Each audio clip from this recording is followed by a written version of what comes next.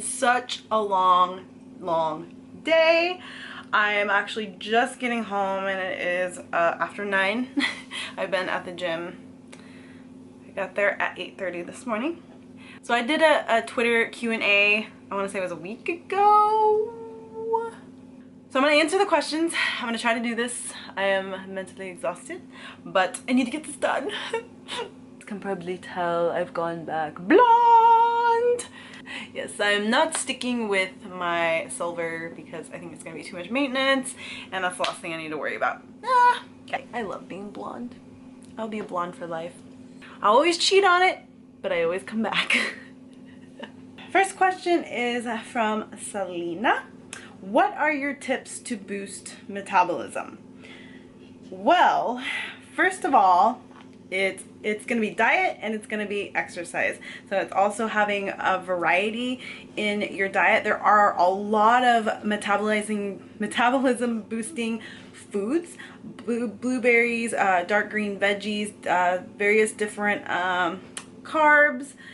There's so many really things in whole foods that are really going to help boost your metabolism. So it's just a matter of having those in your diet. If you're restricting a lot of things, your metabolism is going to slow down because it needs specific things to be able to just keep burning. Also, sometimes some of us are only eating 2 or 3 meals a day, bigger meals. If you're first starting out, breaking them up into multiple meals will also just give you that kick into a quick metabolism and gives you more options to eat during the day. And then just exercise, just throwing exercise in your regimen, plyometrics, taking less rest between your workouts. All these little things will just kind of like boost that metabolism, boost your heart rate up, and you'll just start getting that get going. Green teas are really great too. I like green teas because they are a natural way to boost your metabolism, especially if you want to stick with natural, which is natural is the best way to go. Sam Davison, I hope I said that right. How do you feel with the reduced self-confidence that comes with the phase of building muscle and bulking? Well, most of us want to be lean and we want to look, tight and trim and curvy all the time. And we're programmed by everything we see around us that we feel like this, in order to be accepted, in order to even like ourselves, that we have to look this way. So it really comes down to being, it's a mental game with yourself. So when you do go into a bulking and building phase, you just have to accept that you're going through a change that's going to be well worth it in the end, because when you do go into your diet down, then all the hard work you put in during that bulking phase is going to show. So it's going to be very rewarding. So you just have to put that in your mind and accept that. You're doing this for you, and that's all that should matter. I remember when I first started out, I was always worried about the bulking and the fluctuations in weight. And now I've done it so many times, I've learned from it that it doesn't even bother me now. And because like each time you do diet down, you're just like, yes, I did that. And then each time you're bulking, that's a time to grow, to improve, and to make it even that much better. So when you diet down, you're like, shing. Emma, she's asked, how do you just begin losing weight? If you have a lot to lose, what to do and how to get started? You have to find the right program for you, and usually all it is eating a sufficient amount of food according to your goals, and having balance with all the whole foods and not restricting foods for too long.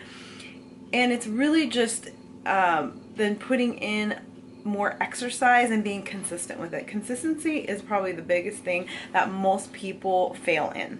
They'll start something, they don't see results quick enough, and then they give up. So you're just going like this all the time. So you want to start here, but you want to just keep going this way. Woo! It's a lifestyle change, and then you want to stay consistent with it always. So that's why it's good to have a balance and not restrict yourself from everything just to try to achieve weight loss, because it's only going to be temporary.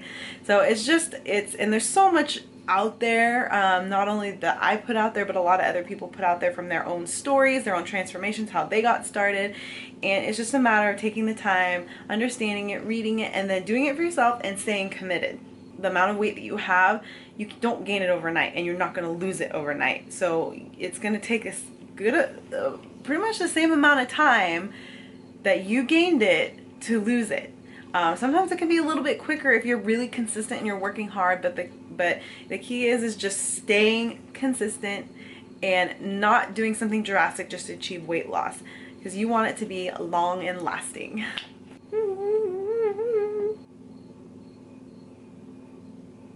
Alright, we got Ashley Powell. What advice would you give to someone looking to start vlogging? Get yourself a camera, for starters. You can even use your phone. I used my phone when I first started. There are cheap little cameras, video cameras that you can start with as well. And then each time, you know, you get better at it and you start really getting into your videos, you can upgrade to better cameras. But just starting with something like that. And just depending on what you're going for. So if you want to do fitness, you're doing fashion, you're doing beauty, whatever it is, you want to start just always recording something of what you're doing, how you're doing it, and also explaining in detail what it is, but not to where you're gonna bore somebody. Not to where you're just gonna lose them. So it has to be kind of fun, but it has to be enough information in there. And also the biggest thing is always be unique, always stand out. So personality, not copying somebody else, like doing, somebody else could be doing the same thing as you, but kind of doing it in your own way. Bringing that personality out in that particular thing that you're recording. I found that I would write down my ideas. Every time something would pop in my head, I would literally put it in the notes in my phone and be like, ooh, I could do a video on that. Or I would listen to people. People would make comments or mention something, or I'd see a repetitive question and I'd be like, ooh, that'd be a perfect video to record something on. Having variety is the biggest thing, and also not recording, when you're editing videos and stuff, not doing a clip that's so long that it's just like dragged out. You want to have little bits and pieces of stuff, so it's enough that you know what it is, but it's not too much where you're like, okay, fast forward. But starting with a cheap little camera, just start recording, editing, and being consistent with it. Kari Elizabeth, I hope I said that right. Super embarrassing. Not really, because this is very normal. But what exercise routine do you do when you're on your period? Well, I think just working out in general, especially if you do have cramps, and just getting in and doing something. I found a lot of times doing ab exercises, and then also stretching, doing twisting motions and things like that I found really help. But just sweating, just getting in and moving around versus just sitting and being like, ugh. I know there are some girls who get extremely horrible cramps out there, but and you can't, there's not a whole lot you can do about that. Like working out would be the last thing on your mind. You couldn't even get through it. But I found just exercise in general helps a lot. Soel, I hope I said that right, or Soel, I think the J might be silent. Soel. Sorry if I said that wrong. How can I be able to work out 5 days a week while studying microbiology and other hard courses at college? Well, this is tough because everybody's routine is different, and you know what time you do have available and what time you don't. Now, when you are studying, you're using a lot of mental energy. And when it comes to trying to think of a workout, so say if you're studying all day and you try to go work out at night, you're gonna have no mental energy and you're not gonna be motivated to work out. So sometimes it's best to like maybe start your day before you even start studying or doing school, depending on what time your classes start, but getting in early and getting it done as early as possible. So making that sacrifice of getting up and doing it before you start your day, but that will also get the happy endorphins going. It'll probably help you it'll help you think more clear. Or sometimes people do it in midday, so in between classes and things like that, maybe jumping in and do a 30-minute workout, be able to handle that. But I find like if you try to work out in the evenings, that's when you're completely mentally depleted. Depending on what your diet's like, if you're not eating and taking enough food that gives you energy, that fuels your brain, that's where you're gonna really suffer in those areas as well. Especially carbs, they give you that brain fuel to be able to stay focused and get through stuff. So if you're lacking that, and then you're trying to study your butt off, and you're gonna have zero focus. It depends on how jam-packed your day is with your studying. Good luck. All right, Sydney Bowen, how many days a week should you do cardio? Well, I do actually do cardio every single day. But it's not machine cardio. I usually do very high intensity weight training sessions, which puts my body into aerobic, which increases your heart rate. And so I'm kind of always getting my cardio through my weight training.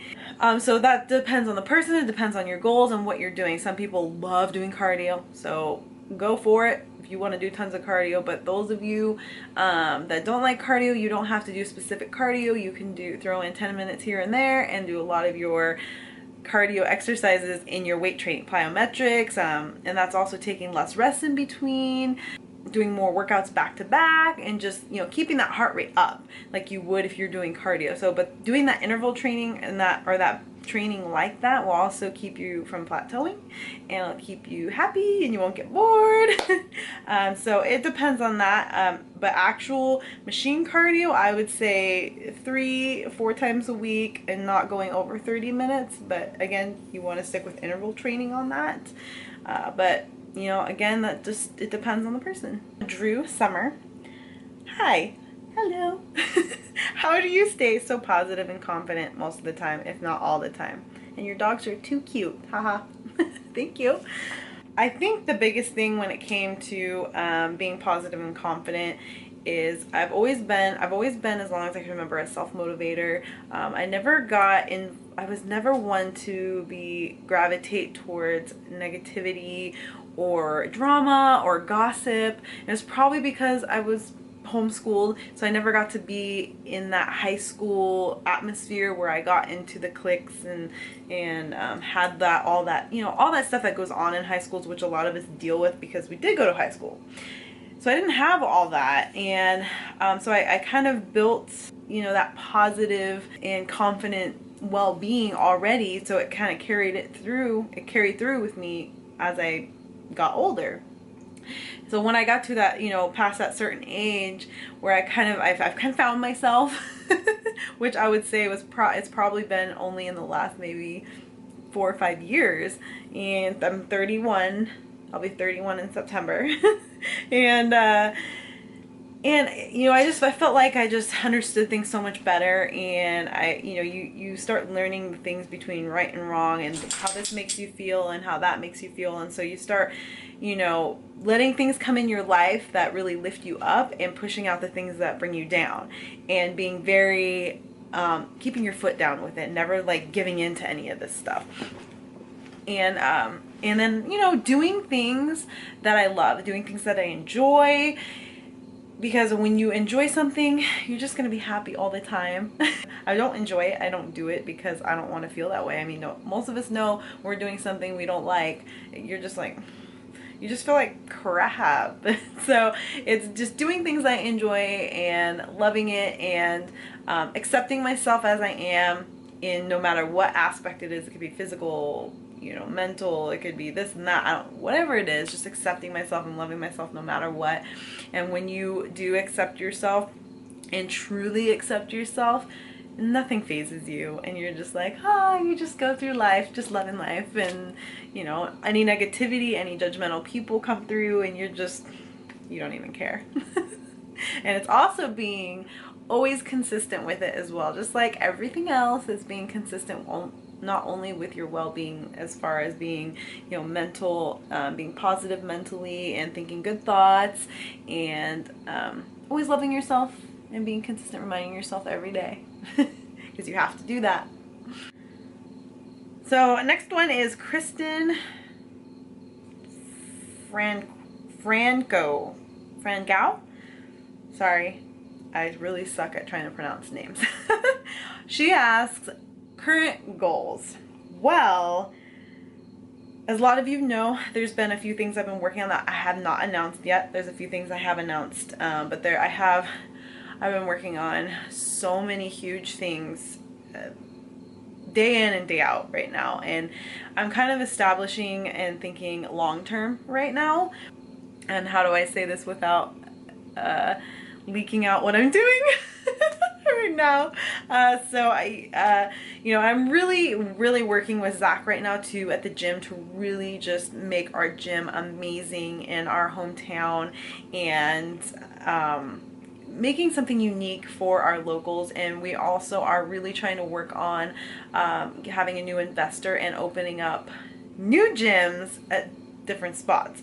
So, and that is a lot of work, and that's not something you can rush. So I'm really working on a lot of stuff, you know, outside of just the social media world. So, because I don't want to depend on just social media. I think it's a great tool, but it's not something that's gonna last forever. You know, you want to have something besides social media. So I'm really just focusing on that and just being happy and healthy. And probably one of my biggest thing is really helping others, really educating others in diet and exercise, just to be happy and healthy. Twitter, what is wrong with you? Load.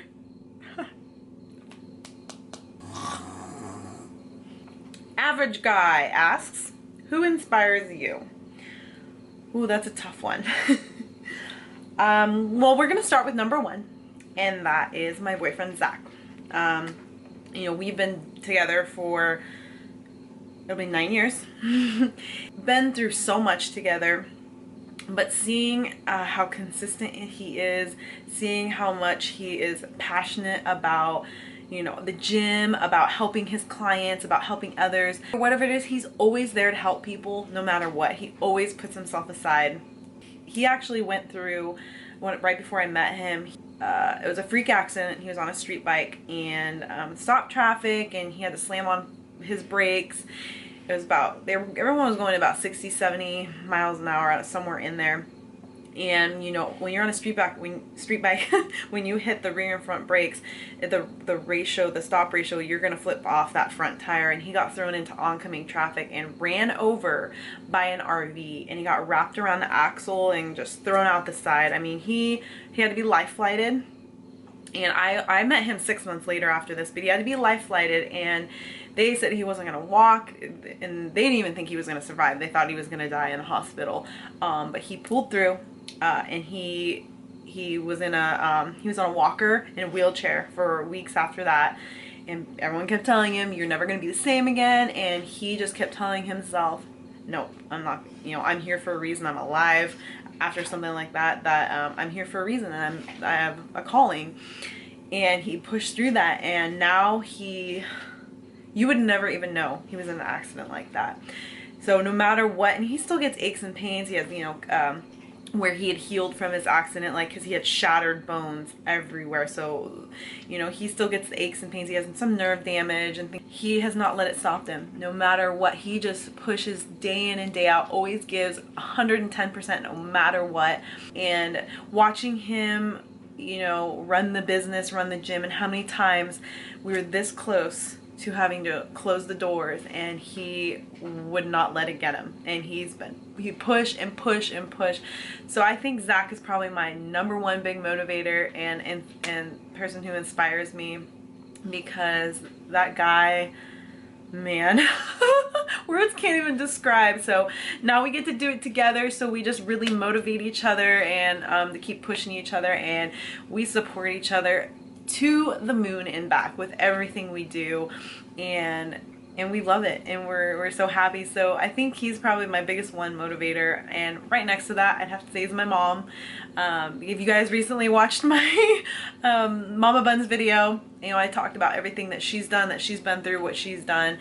So my mom, just seeing people work day in and day out and really work for what they are passionate about and really work hard. They share it with everybody else, you know, they respect everybody else.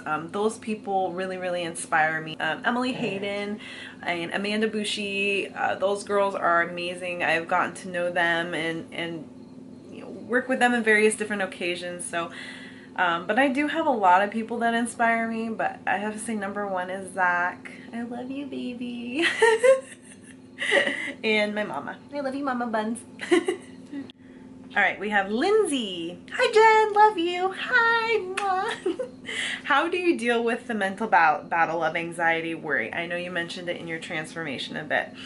That's really all up here, and that's something that you're gonna have to work on, you know, training your mind about thinking of different things. I think journaling helps amazing for stuff like that. Instead of going to talking to other people or sitting there in your own thoughts and just sitting there like it's just working. It's actually having a piece of paper and writing down your thoughts, and starting with how I currently feel and why I feel that way, and writing all that all out, and then, you know, start writing out how I'm gonna change this, how I'm gonna overcome this, and start telling yourself this is what you're gonna do, and doing that religiously every single day until all of a sudden it just becomes habit that you can actually just, when anxiety or worry just come up, you can really just kick it in the butt and it goes away. But it's just also focusing on things that do lift you up and make you happier, and less focus on the things that you do worry about. So,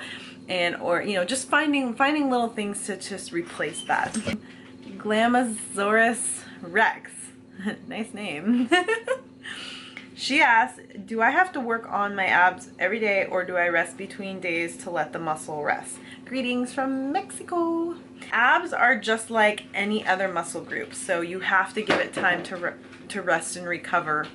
You don't want to be training them every single day, because you can overtrain your muscles. So you want to break them up just the same way you do with your other muscle groups. Give them chance to recover. Anita Hughes, I hope I said that right, asks, what is your favorite macro-friendly meal to make? Girl, you're asking me the wrong question, because I love everything and I make everything macro-friendly. But if I was gonna have to choose, I would say tacos, because tacos is so easy to track. And I mean, you got your tortillas, which is carbs, and then you got all your veggies, and then your meats, and then if you want to throw avocado and cheese on there, it's so simple yet so yummy, and you can make so many different combos with it. So macro friendly. Tacos. Alright guys, that concludes the Twitter Q&A. I am going to be doing another one very soon. I'm going to try to be very continuous with these, because I know you guys have so many questions, so I think it would be great to be able to answer as many as I can consistently. And I am tired. I still got to prep meals for tomorrow. But thank you guys for watching again, and like the video if you like it, if you like my answers, you like the questions. And be sure to subscribe to my channel if you haven't already. You don't want to miss out on some awesome stuff, because I got a lot of stuff, random stuff. It never gets boring. All right guys, I love you. Mwah. Hope you guys have a wonderful evening.